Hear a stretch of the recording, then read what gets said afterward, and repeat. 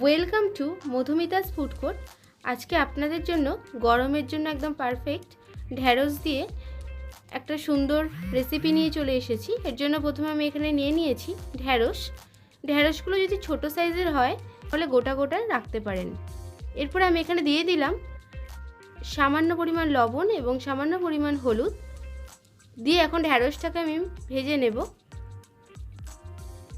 ঢ্যাঁড়সটা যতক্ষণ না পর্যন্ত নরম হয়ে যায় ততক্ষণ পর্যন্ত এটাকে আমি ভেজে নেব।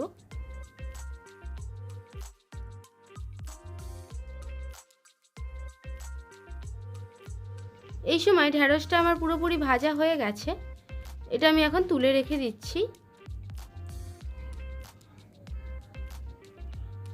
এরপর আমি কড়াইতে নিয়ে নিয়েছি আরও কিছুটা তেল, দিলাম দুটো শুকনো লঙ্কা এবং কালো জিরে ফোড়নটাকে আমি 30 সেকেন্ডের জন্য এখন ফ্রাই করে নিচ্ছি।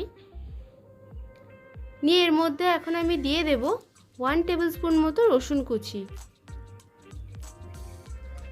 রসুনটাকেও সামান্য ভেজে নিয়ে আমি এর মধ্যে এখন অ্যাড করে দেব পেঁয়াজ কুচি। রসুনটা দিয়ে বেশিক্ষণ ভাজবেন না, তাহলে রসুনটা পুড়ে যাবে। এরপর আমি দিয়ে দিলাম এখানে পেঁয়াজ কুচি। পেঁয়াজটাকে দিয়ে আবারও আমি এখন ভালো করে ভেজে নেব। অবশ্যই এই রেসিপিটা ভাতের সঙ্গে বা রুটির সঙ্গে বানিয়ে খেয়ে দেখবেন কেমন লাগলো।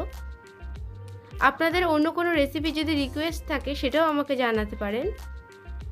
এরপর আমি এখানে দিয়ে দিলাম টমেটো কুচি।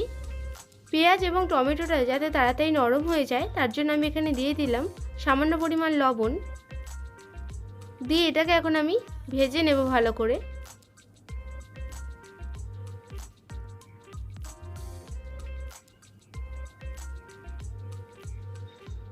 পেঁয়াজ এবং টমেটোটা দেখুন এই সময় ভালো ভাজা হয়ে গেছে। এর মধ্যে আমি কিছু গুঁড়ো মশলা অ্যাড করে দেব। এখানে আমি দিয়ে দিলাম হাফ টিস্পুন হলুদ গুঁড়ো, হাফ টিস্পুন লাল লঙ্কার গুঁড়ো, দিলাম এখানে হাফ টিস্পুন জিরের গুঁড়ো, হাফ টিস্পুন ধনের গুঁড়ো দিয়ে এটাকে আমি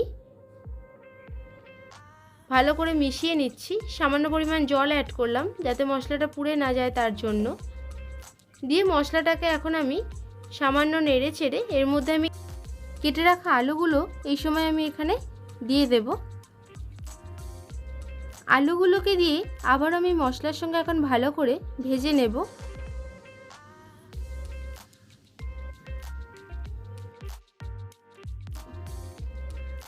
আমার চ্যানেলে যদি নতুন হয়ে থাকেন অবশ্যই আমার চ্যানেলটিকে লাইক শেয়ার সাবস্ক্রাইব করে পাশে থাকবেন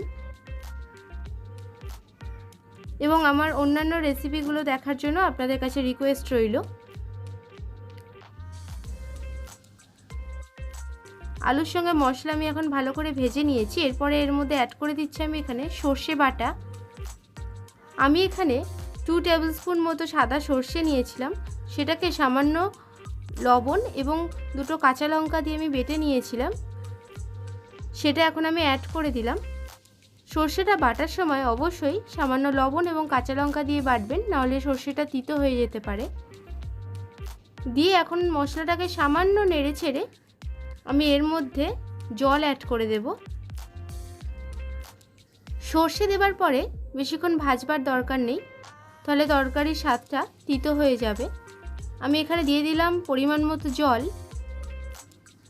দিয়ে এটাকে এখন আমি রান্না হতে দেব।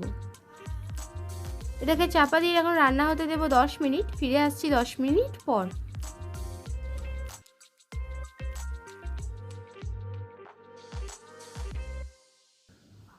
এই সময় দেখুন আলুটা আমার সিদ্ধ হয়ে এসেছে অনেকটা। এই সময় আমি ঢ্যাঁড়স অ্যাড করে দেব এর মধ্যে।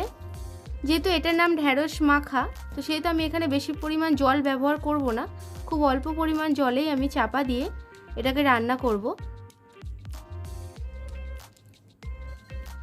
দিয়ে দিলাম এখানে স্বাদ মতো চিনি, দিয়ে এটাকে আমি এখন মিশিয়ে নিয়ে আরও 5 মিনিটের জন্য এটাকে আমি রান্না হতে দেব লো ফ্লেমে।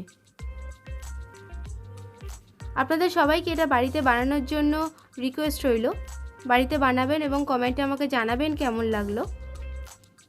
এটা আমার এখন রেডি। ভাত এবং রুটির সঙ্গে এরকম ঢ্যাঁড়স মাখা অবশ্যই বাড়িতে বানান।